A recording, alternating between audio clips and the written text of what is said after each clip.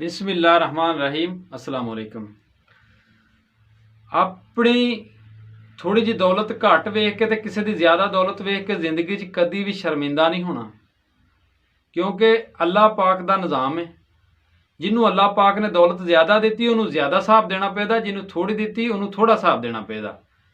इस तरह एक वाकया वे मैं पढ़ रहा था कि किताब के विच भी हज़रत मूसा ने अल्लाह पाक नूं पुछया सी भी चिपकली क्यों पैदा की, इहदी की जरूरत सी। ते अल्लाह पाक ने फरमाया कि मूसा चिपकली हुणे पुछ रही कि मूसा नूं क्यों पैदा किया, इहदी की जरूरत सी।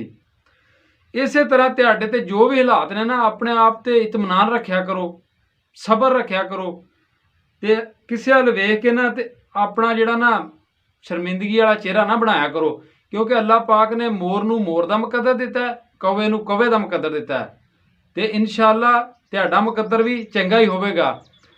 अल्लाह पाक उन्होंने कभी भी मायूस नहीं करता जिहड़ा अल्लाह पाक का शुक्र अदा करता है। बस तुसी जिस भी हालत दे विच जे ना उस ज़ात का शुक्र अदा करिया करो।